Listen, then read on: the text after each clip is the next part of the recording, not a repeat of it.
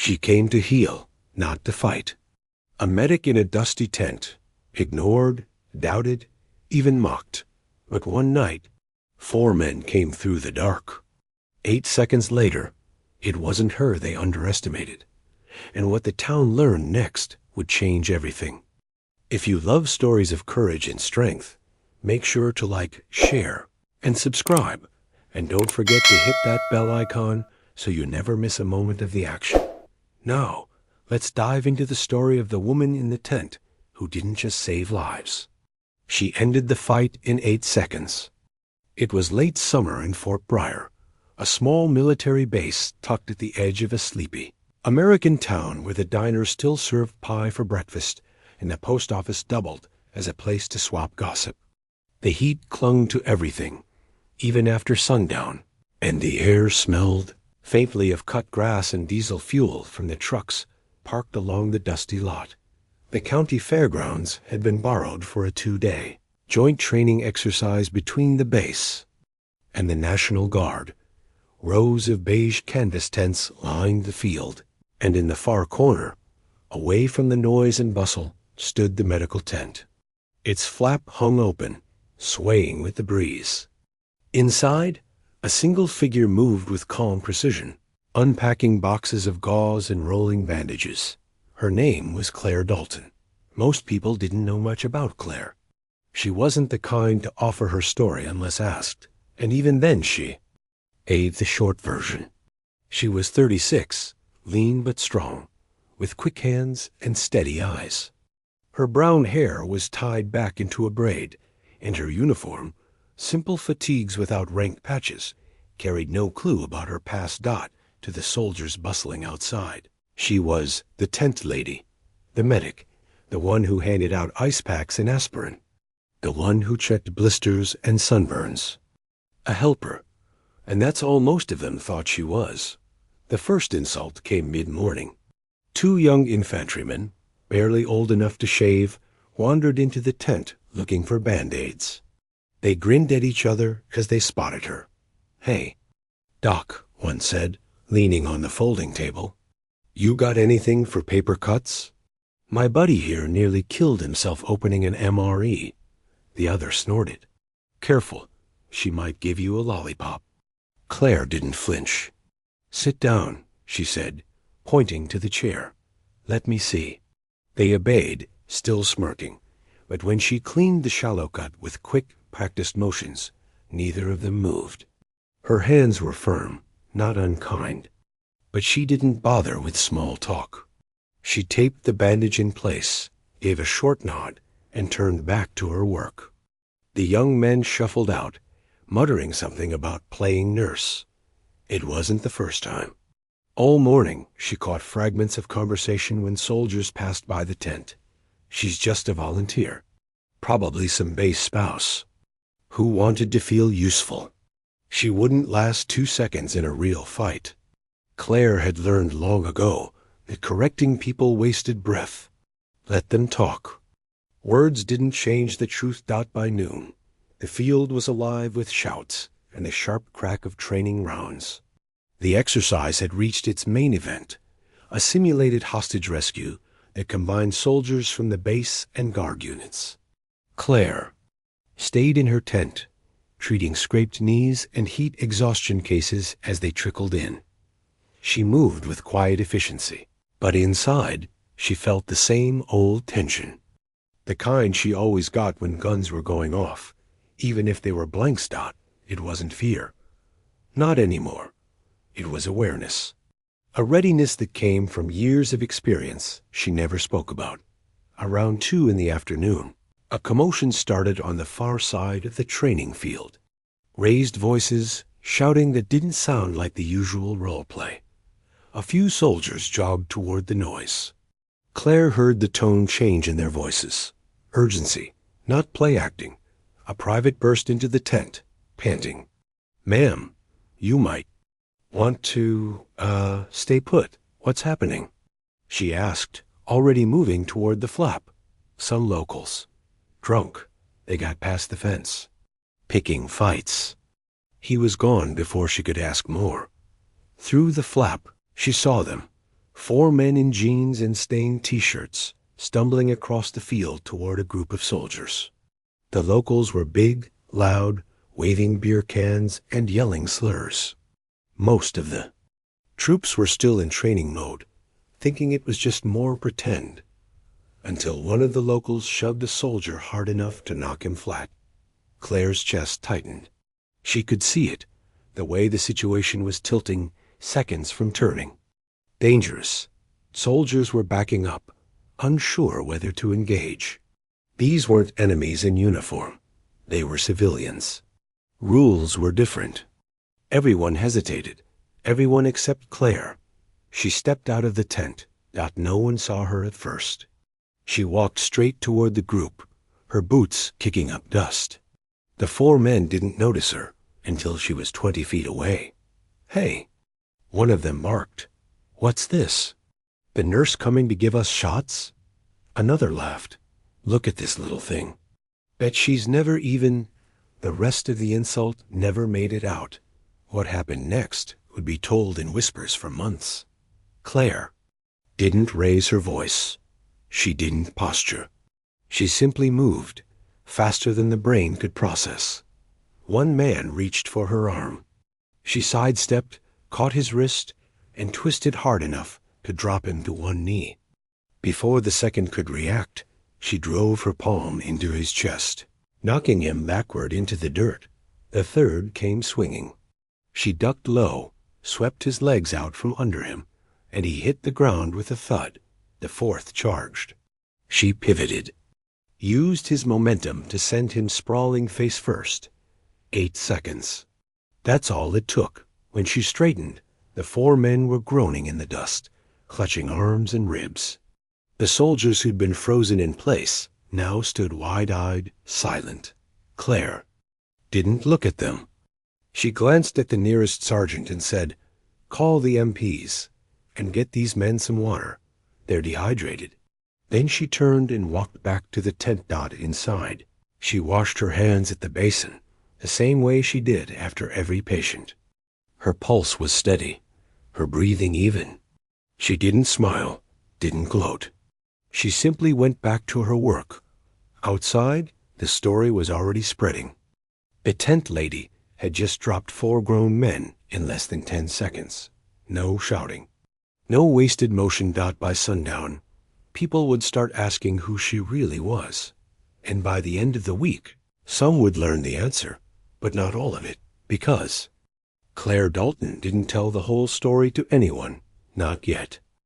That night, Fort Bryer felt different. Word had moved fast, as it always did in places where people worked, ate, and slept in close quarters. Soldiers who hadn't been anywhere near the field earlier were now replaying the 8 seconds as if they'd seen it with their own eyes. The version changed with every telling. In some, Claire flipped 2 men at once. In others, she knocked one clean out with a single punch. Claire knew how stories grew. She ignored them. She finished logging her supply inventory, zipped up the canvas flap, and walked the short gravel path to the base's temporary lodging trailers. Her room was small, a narrow bed, a desk with a crooked lamp, and a single duffel under the window. She kicked off her boots and sat on the bed, listening to the hum of cicadas outside. The quiet should have calmed her. It didn't. In the morning, the respect began, and so did the suspicion. "Ma'am," a private said, stepping aside in. "The mess line. After you." At the coffee urn, another soldier handed her the full cup before pouring his own. A young sergeant she didn't recognize called her "ma'am" twice in the same sentence. It wasn't just politeness. It was a shift. People looked at her differently now. No one made jokes about lollipops, but with respect came the other kind. Of attention, she noticed Captain Hayes standing near the training map that morning, his eyes following her as she walked past. Hayes was career military, broad-shouldered, sharp haircut, the kind of man who measured people before speaking to them. He didn't smile when she nodded. By noon, he came to the tent. "Mind if I step in?" he asked. She looked up from restocking. Bandages, Doors open. He glanced around. I've been hearing stories. 4 men. 8 seconds, that right? Something like that. You trained? She met his gaze, calm. I've had training. What kind? The kind that works. He smirked slightly at that, but didn't push. Where'd you serve before this? I'm not active duty. That's not what I asked. Claire let the silence answer for her. Hayes studied her another few seconds, then said, If you're staying here, I'd like to know who's got my soldiers' backs. I've got them, she said, turning back to her work. He left without another word. 2 days later, trouble came knocking again. It started with a visit from the local sheriff, who showed up at the gate in a dusty cruiser. He wanted to speak to Claire about an incident with 4 citizens of Bryan County. They met in the base admin trailer. The sheriff, a tall man with a sunburned neck, leaned on the table between them. Those boys you tangled with, he said. They're making noise in town. Claim you assaulted them. Claire didn't blink. They came onto a restricted training field. They shoved soldiers. They reached for me. I stopped them from hurting anyone. That's what the MP's report says. The sheriff rubbed his jaw. But one of them's the nephew of a county commissioner. Folks are asking questions. What kind of questions? The kind that start with who is she and why is she here? Claire folded her hands. Sheriff, you can. Tell them I'm a medic. I patch people up. That's all they need to know. His eyes narrowed a little, like he could tell there was more to it. But he didn't push Dot for now. That evening, as the sun bled orange across the sky, Claire sat alone outside her tent, sipping. From a dented canteen, the field was quieter than usual. Most of the soldiers were at the rec hall, blowing off steam after a long day. She let her mind drift, but only so far. She didn't let it wander back to the place where she'd last worn a uniform, or to the faces of the people she hadn't been able to save.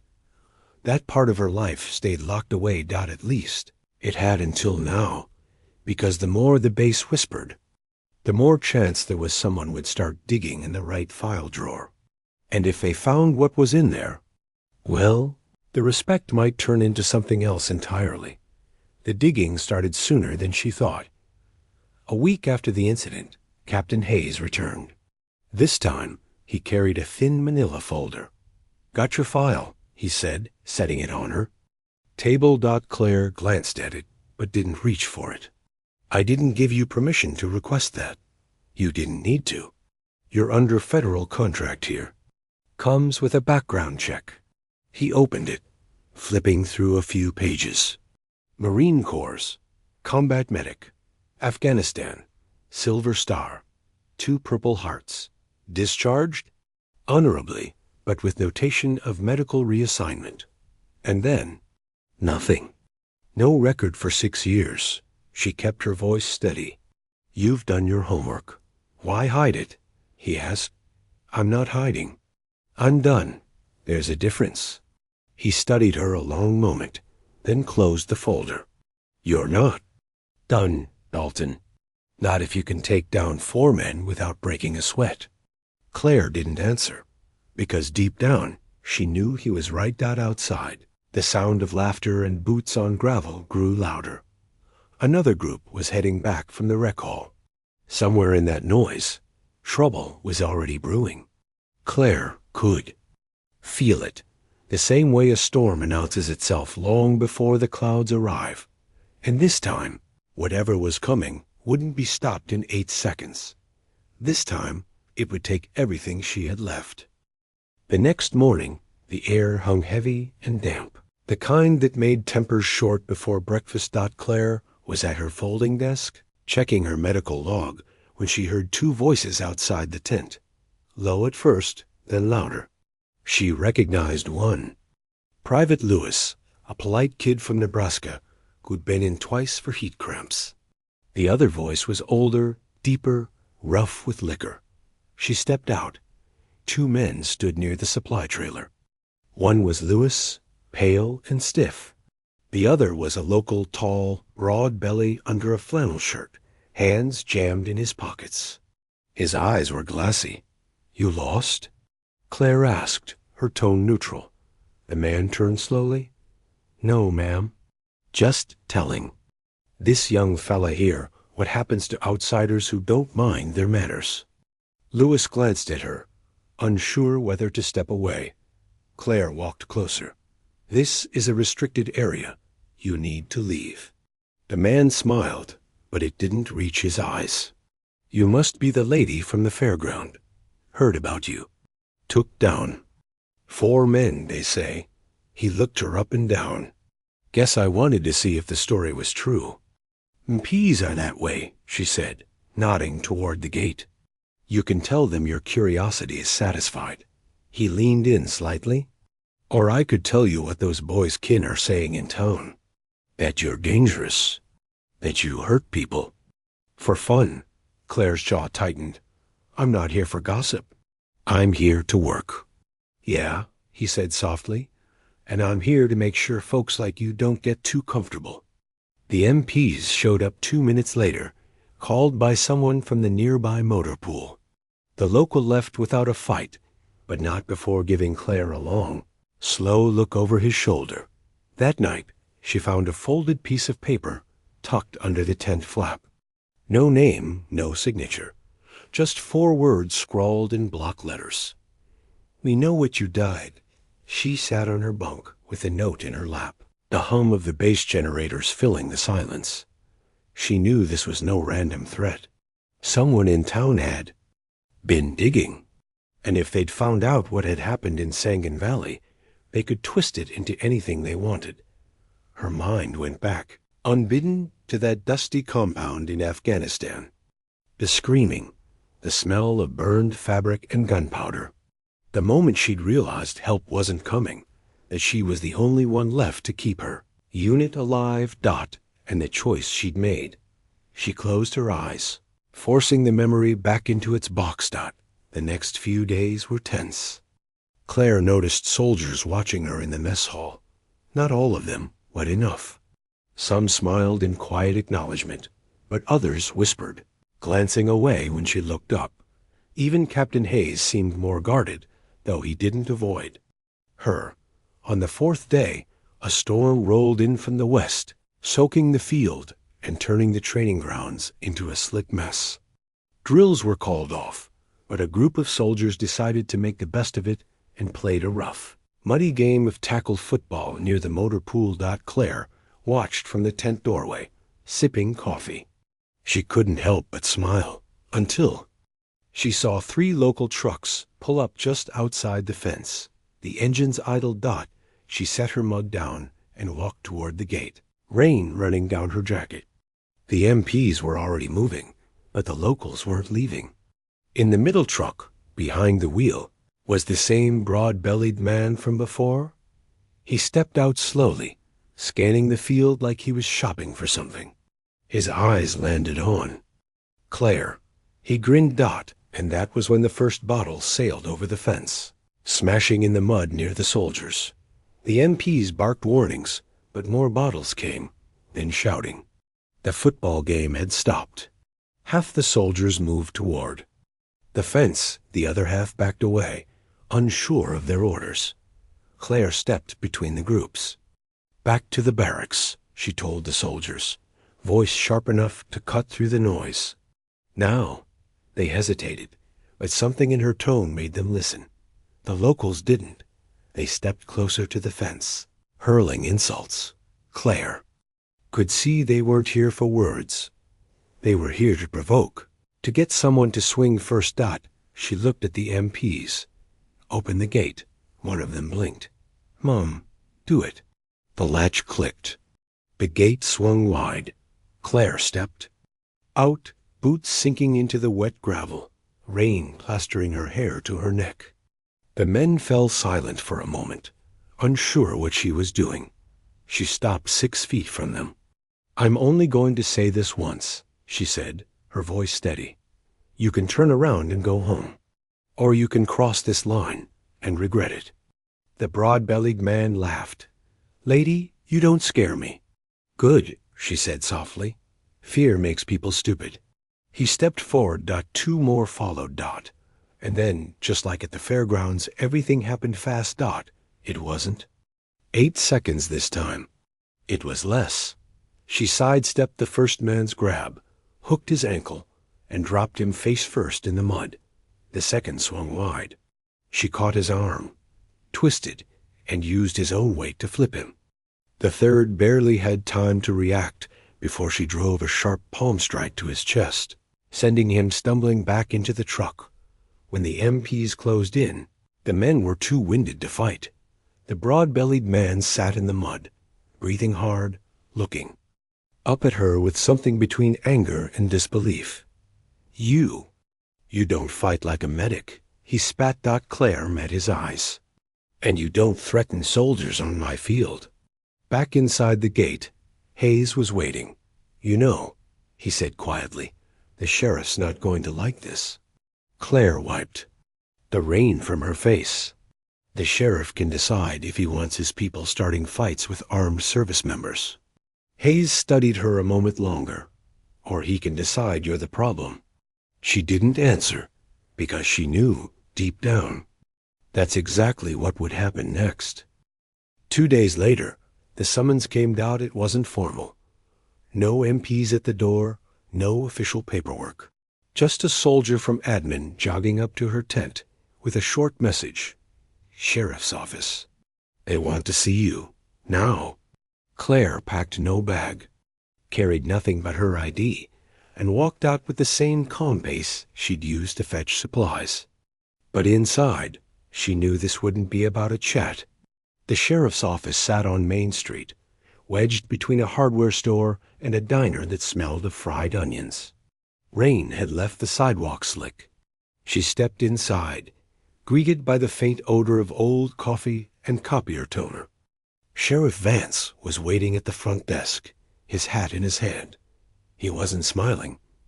"Dalton," he said, "come on back." He led her into a cramped office with mismatched chairs. Behind the desk sat Commissioner Glenn Barrys, a man with thick white hair, a red face, and the kind of presence that filled a room before he spoke. Claire knew the name. She'd heard it in the whispers. He was the uncle of one of the men from the fairground incident. Barrys didn't waste time. "Miss Dalton, you've been making trouble." "I've been doing my job." "Your job is to patch people up," Barrys said, leaning forward. "Not to lay hands on them. We've got sworn statements saying you assaulted 4 local men without provocation, and then 3 more outside the base gate." Claire kept her eyes on him. "And we've got military police reports that say the opposite."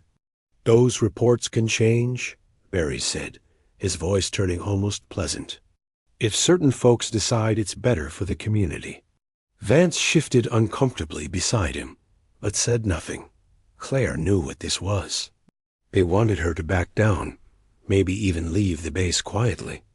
Not because she'd done wrong, but because her presence threatened the wrong people. She leaned forward. "Commissioner, the only trouble I've made is stopping grown men from attacking soldiers.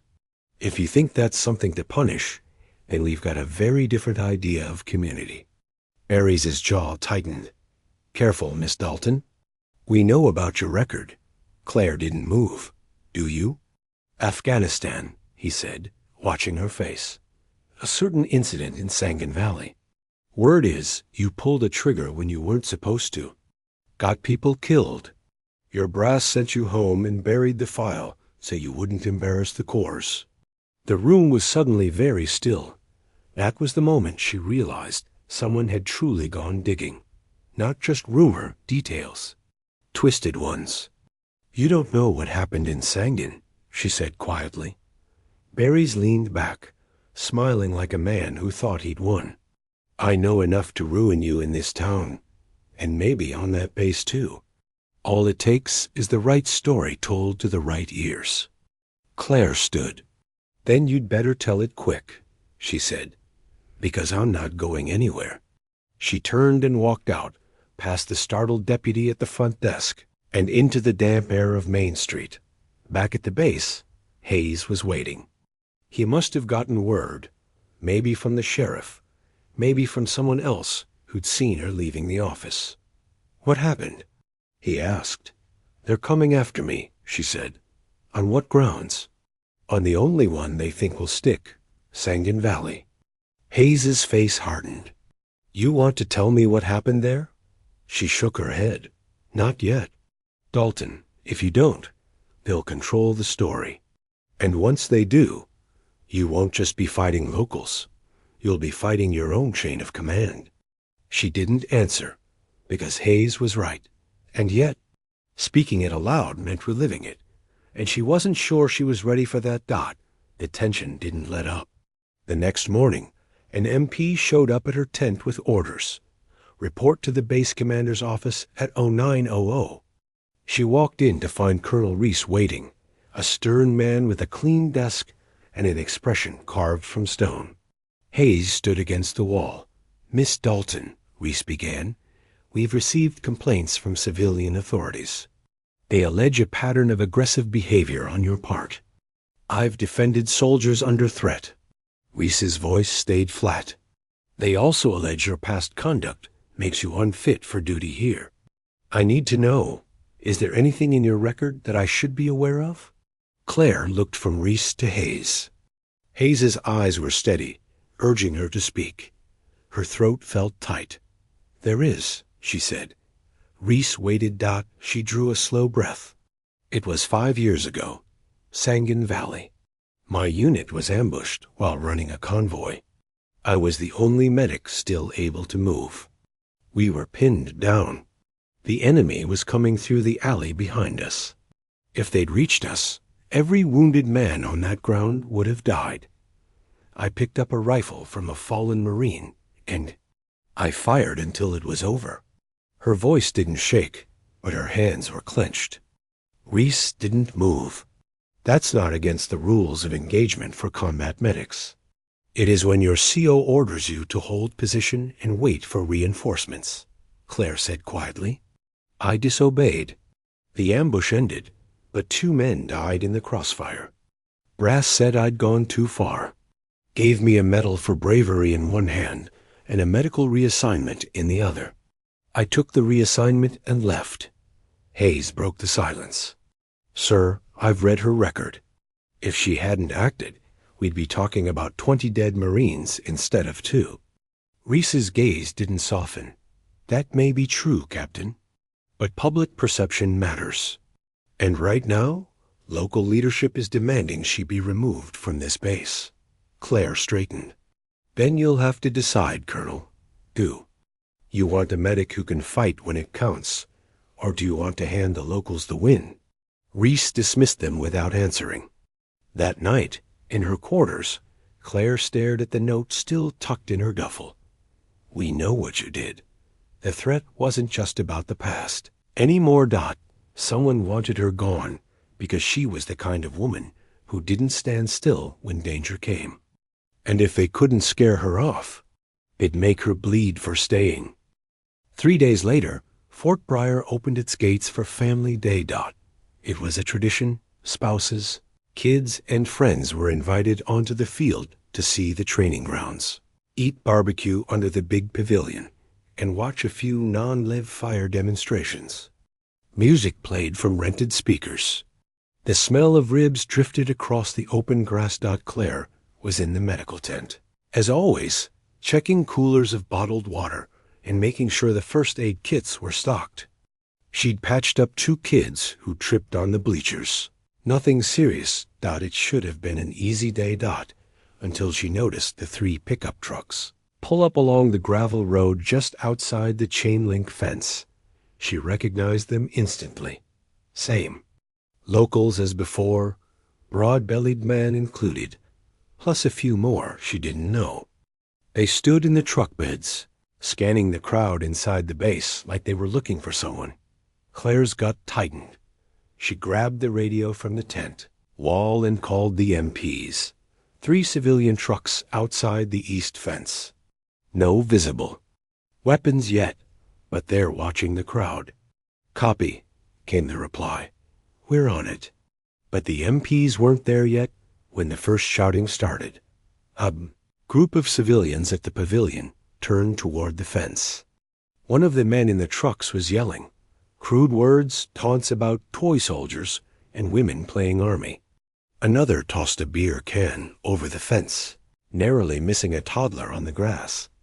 That was enough to get some of the off-duty soldiers' attention. A few stepped forward, hands raised to wave them off. The crowd's happy chatter shifted to a low murmur. Parents began pulling their kids closer. Claire was already walking toward the fence, her boots thudding against the hard-packed dirt. She wasn't running, but every step was deliberate. The broad-bellied man saw her coming and grinned wide, spreading his arms like he'd been waiting for her. "Well, if it isn't the nurse," he shouted. "Come to check my blood pressure?" "Leave," she said. Her voice was low, but it carried. "There are families here." He shrugged. "Families can watch, too." A ripple of laughter went through the men on the trucks. Another beer can flew, this time hitting the hood of a parked Humvee with a sharp metallic crack. Claire stepped closer. "I'm not going to tell you again." "Or what?" he said, leaning on the side of the truck. "You gonna pull one of your little judo moves? I heard you like hurting folks."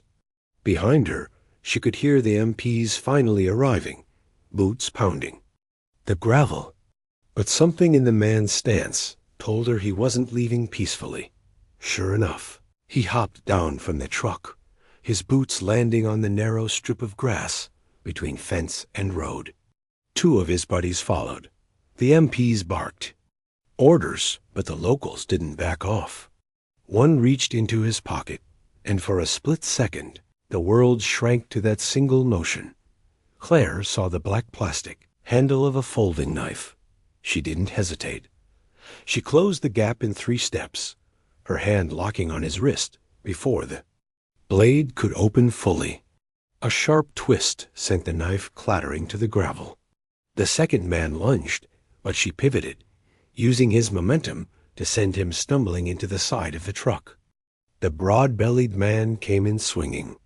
A wide, clumsy punch she ducked before driving her elbow into his ribs.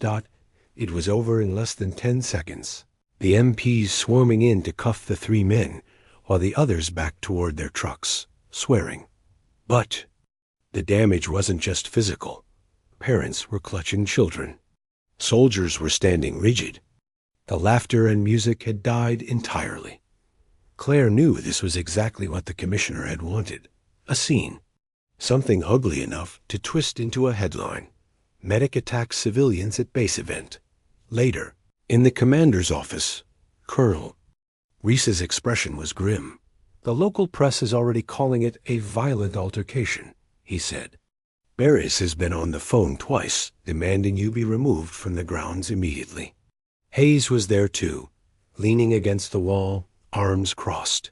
"She saved lives," he said flatly. "One of those men pulled a knife."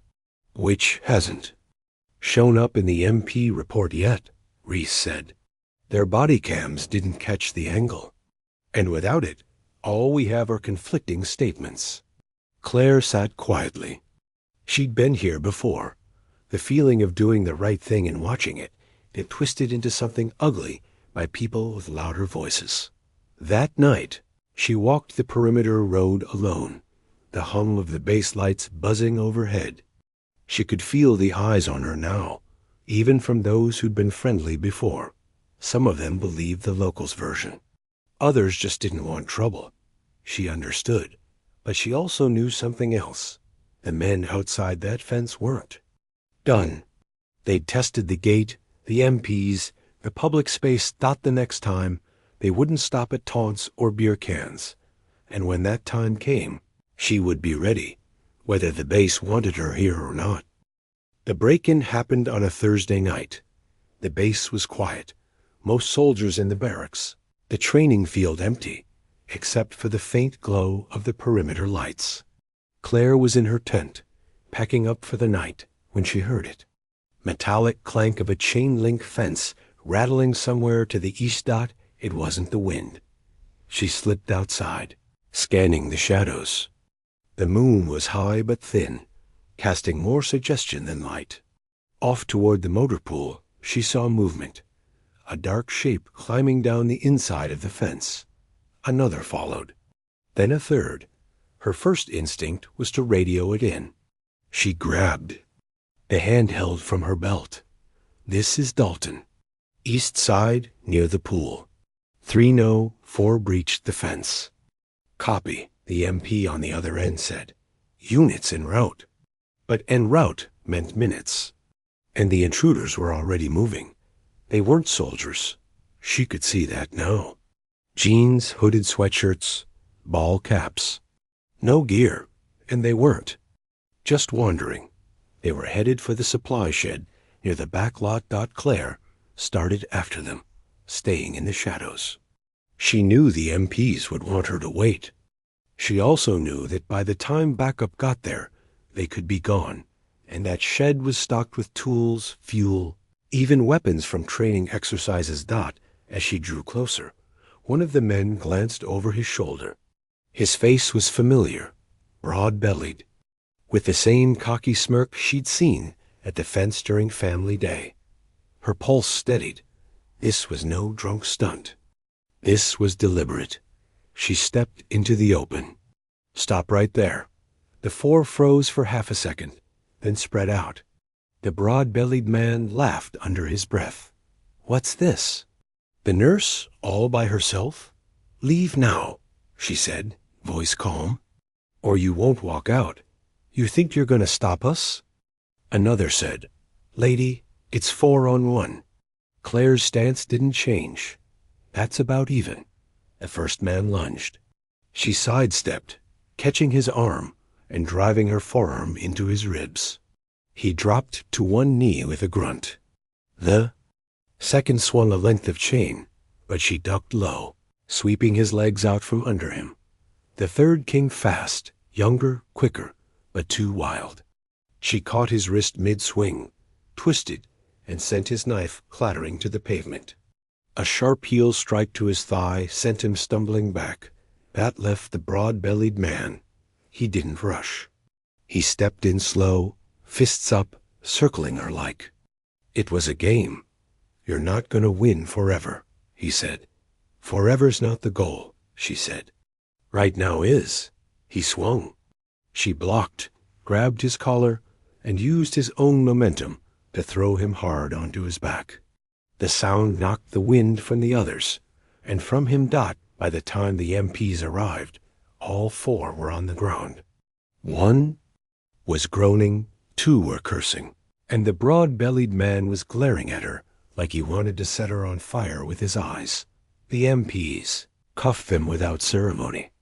One of the younger soldiers glanced at Claire with open disbelief. "Ma'am, how do you do that?" "Practice," she said simply, walking away. But the fight didn't end there. The next morning, she was called back into Colonel Reese's office. Hayes was already there. Reese's jaw was tight. "They're saying you ambushed them," he said. "Claimed they were just retrieving property from the base." "What property?" she asked. "They can't say," Reese replied dryly. "But that won't stop them from filing charges. And the commissioner is demanding we release you to civilian authorities." Hayes stepped forward. "Sir?" She stopped an armed break-in. "The MPs saw them with weapons." "Doesn't matter," Reese said. "The optics are bad. They're painting her as a loose cannon." Claire stayed quiet. She'd heard this tune before, the same one that played in Sangan Valley after she broke orders to save lives. It didn't matter how clear the truth was. If someone in power wanted you gone, they'd twist the facts until you looked guilty. After the meeting, Hayes caught up to her outside. "They're going to keep coming." "After you," he said. "I know. They won't stop until you hit back harder than you did last night, and not with fists." Claire looked at him. "You talking about proving what they're really doing?" "I'm talking about showing everyone. On record, so they can't rewrite it."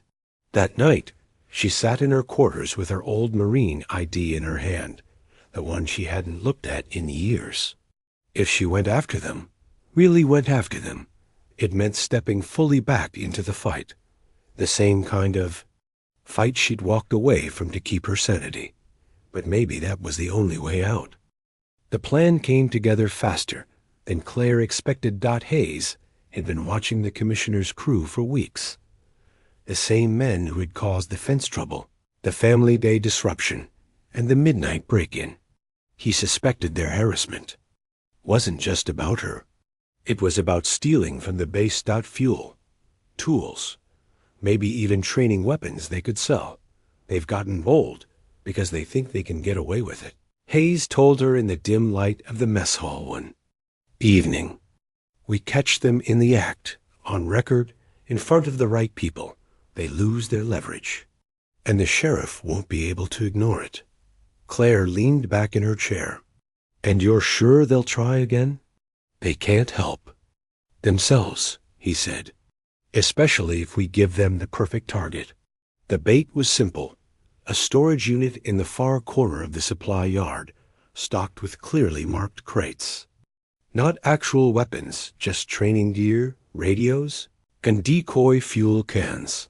The key was making sure the right people knew about it. Hayes had a corporal accidentally mentioned to one of the more talkative locals at the diner that the shed was barely locked during late shifts. That rumor wouldn't take long to travel through the commissioner's crowd, and they waited. 2 nights later, the motion sensor tripped at 1:17 a.m. Claire and Hayes were already in position, tucked in the shadows of a storage trailer. The MPs were in a separate position, cameras rolling. Through the gloom, she saw them. 3 men she recognized instantly, plus a 4th she didn't. All wore hoodies and gloves. The broad-bellied man led them, bolt cutters in hand. They went straight for the decoy shed, cut the lock, and began loading crates into the back of a truck. Claire felt her pulse slow into that same steady rhythm it always did when the moment came. Hayes whispered, "Wait for it." The broad-bellied man stepped back from the truck and lit a cigarette, grinning like he'd just won something. That was when Hayes gave the signal. The MPs moved in fast, lights flooding the yard. Claire stepped out at the same time, her boots crunching on gravel. The men froze, except for the broad-bellied one, who looked from her to the MPs and back again. "You," he spat. "Figures." "Smile for the camera," Claire said evenly. The MPs read them their rights on the spot. One of the soldiers held up the bolt, cutters and gloves in evidence bags. And then Hayes dropped the real blow. "These cameras are live streaming to the base commander's office," he said loudly, "and to Sheriff Vance. And since this is a federal facility, guess who else just got a copy?" The men didn't answer. "Department of Defense," Hayes finished. "Hope you like explaining yourself to them." By morning, the footage had spread, not just across the base, but into town. Someone had sent it to the local news station, where it played in a short segment titled "4 Arrested in Attempted Base Theft." There was no spin to save them. The video was clear. The commissioner's nephew was one of the cuffed men, and the broad-bellied man was shown leading the break-in. The sheriff came to the base himself, but not to question Claire. "Guess I owe you an apology," he said quietly, hat in his hands. "Looks like you've been telling the truth all along." Claire didn't gloat. She just nodded.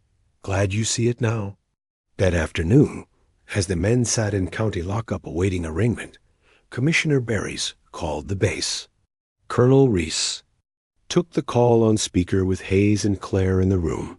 "You've got nothing but trouble with her," Barrys said, his voice strained. "Get her off your base."